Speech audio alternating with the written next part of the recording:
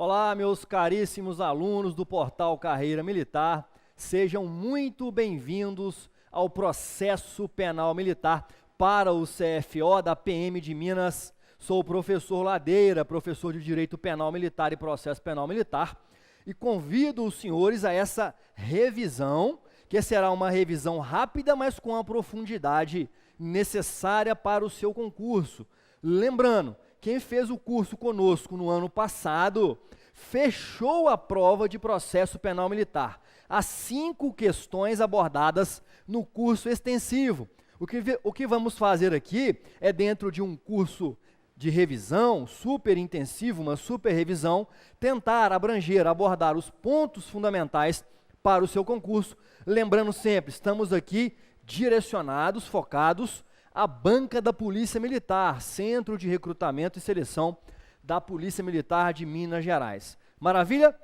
Se eventualmente ainda não me conhece, convido o senhor ou a senhora a se deslocar ao Facebook, João Paulo Ladeira ou Professor Ladeira, estou à sua disposição, e também no Periscope, Professor Ladeira, com transmissão segunda, 22 horas, com Direito Penal Militar, e quarta, 22 horas, com Processo Penal Militar. São canais de comunicação, de aprendizado mútuo. Maravilha? Sem mais delongas, então, vamos ao que interessa. Rapidamente tratarei com os senhores aqui de aplicação da Lei Processual Penal Militar. 3 questões nós precisaremos resolver aqui. 3 questões dentro do tema aplicação da Lei Processual Penal Militar.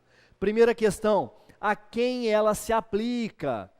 A quem ela se aplica? Segunda questão, em que local eu vou aplicar esta Lei Processual Penal Militar? E quando eu vou aplicar essa Lei Processual Penal Militar? Por gentileza, então, na tela, acompanhe rapidamente comigo. Eu preciso saber quando vou aplicar, onde vou aplicar e em relação a quem eu vou aplicar. Volta para mim rapidamente, respondendo aqui sem mais delongas. Daqui a pouco eu apresento dispositivos legais aos senhores. Lembrem-se o seguinte: princípio do tempus regit actum e também princípio da imediatidade da Lei Processual Penal Militar. Lei Processual Penal Militar tem aplicação imediata. Princípio da imediatidade da Lei Processual Penal Militar. Vamos para a prática, é o que vai cair na sua prova. Eu vou trabalhar em competência, mas eu já vou adiantar. Modificação legal e também constitucional, veremos na aula de competência, para julgamento dos crimes dolosos contra a vida praticados por militar contra civil. Tivemos uma modificação legal de norma processual penal militar.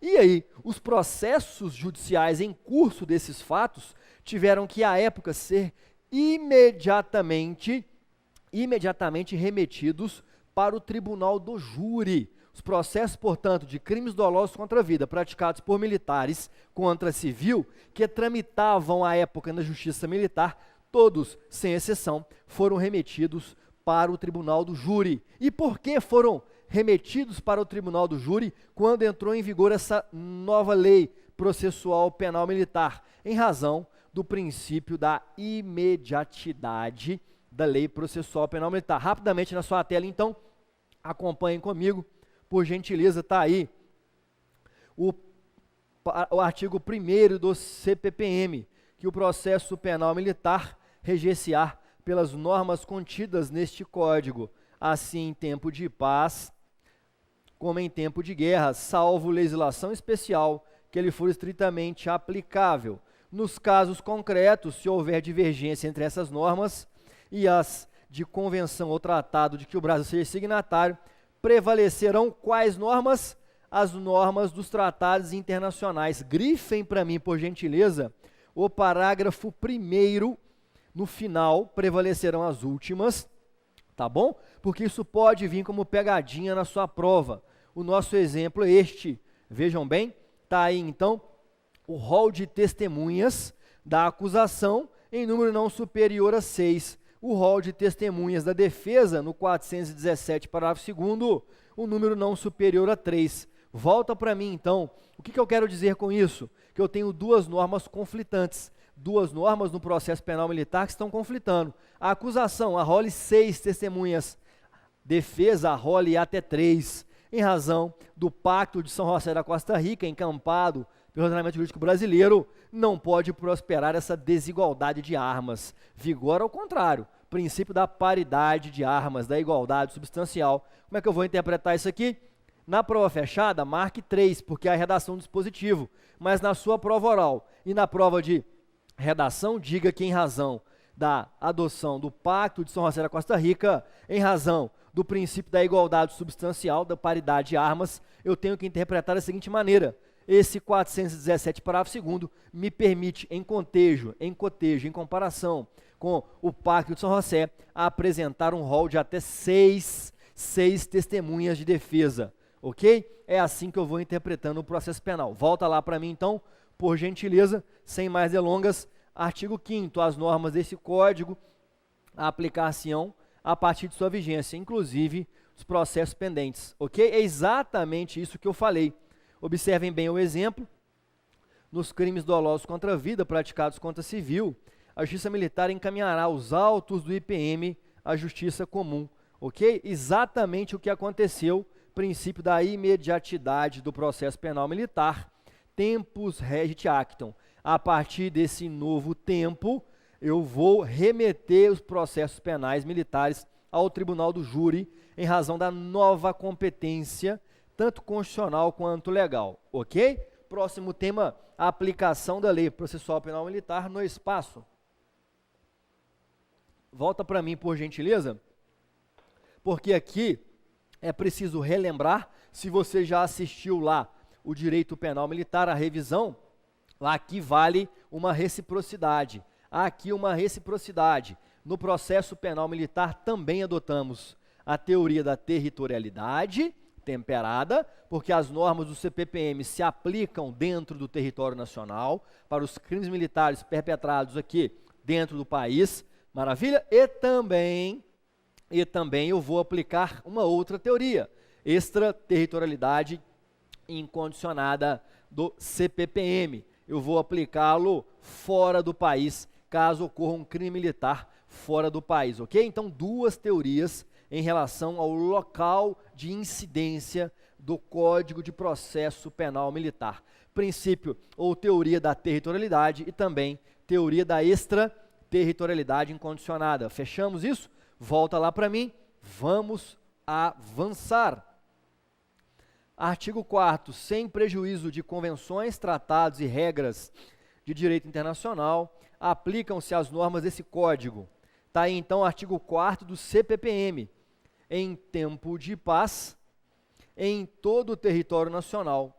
B de bravo, fora do território nacional ou em lugar de extraterritorialidade brasileira, quando se tratar de crime que atente contra as instituições militares ou a segurança nacional, ainda que seja o agente processado ou tenha sido julgado pela justiça estrangeira. O que eu grifei para você é exatamente a demonstração de que essa extraterritorialidade é incondicionada. Ainda que ele esteja sendo processado, vamos além, ainda que ele esteja já julgado pela justiça estrangeira, eu vou a ele aplicar o CPPM. E os casos omissos, professor Ladeira? Está aí então a resposta. Se o CPPM não está prevendo um caso, como é que eu faço para solucionar? O artigo 3º dá a resposta. Os casos omissos nesse código serão supridos pela legislação de processo penal comum, quando aplicável ao caso concreto e sem prejuízo da índole do processo penal militar, pela jurisprudência, pelos usos e costumes militares, pelos princípios gerais de direito, pela analogia. Volta para mim, por gentileza, porque lembrem-se do que eu sempre digo aos meus alunos. Este artigo 3º nada mais é, expressão cunhada por mim, uma rota de fuga. O artigo 3º do CPPM nada mais é do que uma rota de fuga do código. Quando o código não estiver prevendo uma solução para um caso concreto, o que acontece? Ele mesmo, já inteligentemente, sabedor de que não tem condições de prever todas as situações vindouras, ele abre uma porta, ele abre um permissivo legal de utilização de outra norma. Perfeito? Essa é exatamente a rota de fuga. e aí eu posso utilizar princípios, costumes, jurisprudência e assim por diante. Inclusive o próprio CPP comum, perfeito? É a rota de fuga aqui do artigo 3º do CPPM. Na sua tela, então, vamos para frente. Próximo assunto, Polícia Judiciária Militar. 2 artigos aqui você vai precisar conhecer. Então, no tema Polícia Judiciária Militar, pode filmar aqui no quadro, por gentileza?